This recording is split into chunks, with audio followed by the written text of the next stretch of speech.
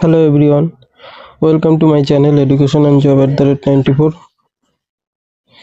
তো দেখো তোমাদের একটা নিউজ উঠে এসেছে সে তোমার ডিএলএড দের নিয়ে বড় ঘোষণা করেছে। যেটা উঠে এসেছে দেখো তোমাদের সরাসরি সেই বাংলা এই নিউজে উঠে এসেছে, যেটা যে দেখো কি বলেছে, ডিএলএড দের নিয়ে বড় ঘোষণা, পোস্টদের তোলপাড় পশ্চিমবঙ্গের শিক্ষায়ন। অর্থাৎ দেখো ডিএলএড দের নিয়ে কি বলেছে, এখানে কি বলা হয়েছে,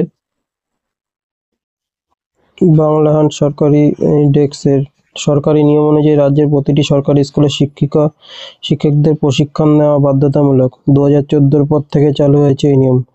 ব্যতিক্রম নন নন প্রাইমারি স্কুলের শিক্ষকরা।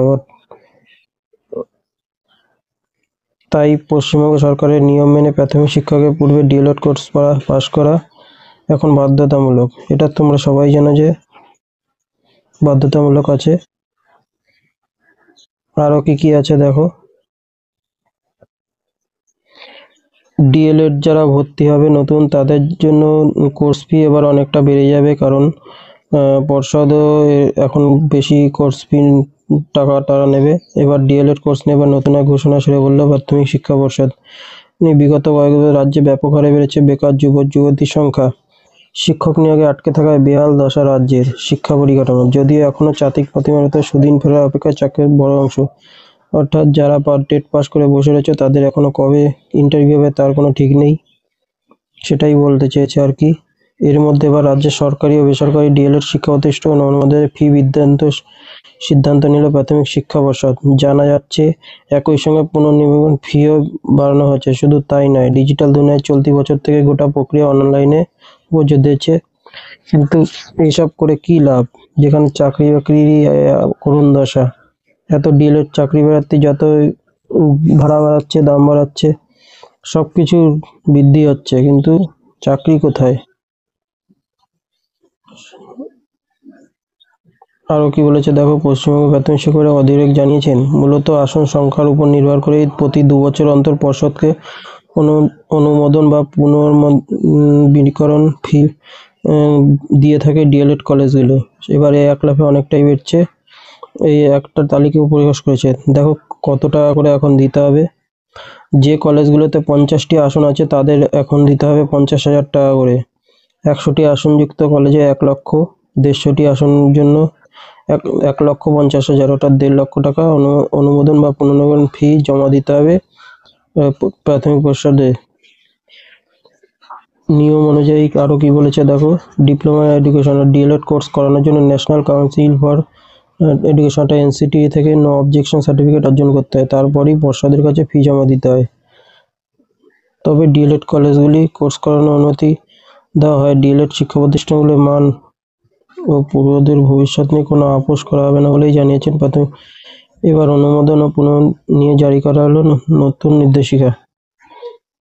কিন্তু এইসব করেও কি লাভ, যেখানে ইন্টারভিউ আসবে করে এখনো আসছে না, সেখানে এইসব করে 2022-এ যারা টেট পাস করে বসে রয়েছে তাদের সংখ্যা প্রায় 50,000। আর বিএড যদি যুক্ত করে তাহলে 1.5 লক্ষ। এখন বলছে বিএডদের করতে দেওয়া হবে না, কিন্তু তারপরেও তো 50,000 রয়েছে। তারপরে এখন নতুন করে আবার তোমার ডিএলএড এর টেট পাস করেছে 2023 সালে টেস্ট পাস করবে, তাদেরও হয়তো নিতে পারে।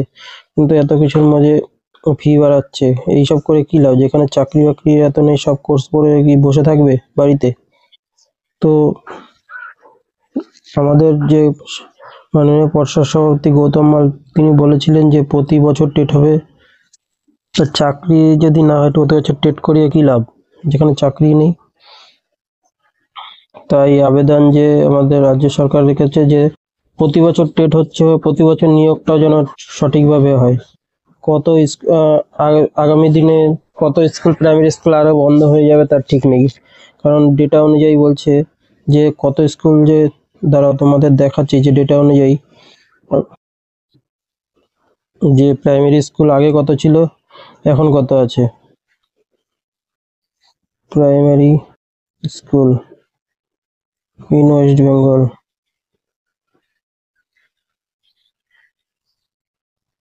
দেখো আমি সার্চ করে দেখাচ্ছি।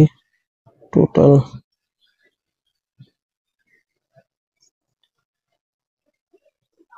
দেখো তোমার গুগলে সার্চ করেছি total primary school in west Bengal. দেখো ইন 2012 সালের the number of primary school in state 74,717টা ছিল, কিন্তু এখন মার্চ 2022-এ সেটা এসে দাঁড়িয়েছে কত, ড্রপড 67,699, অর্থাৎ প্রায় 7-8 হাজার স্কুল বন্ধ হয়ে গেছে, যার মধ্যে সাউথ চব্বিশ পরগনায় 1100 ইউনিট শাটডাউন, সব থেকে বেশি দক্ষিণ চব্বিশ পরগনার ক্ষতি হয়েছে, 1192টা স্কুল বন্ধ হয়ে গেছে। Further 13 block south fall under Sundarban reason.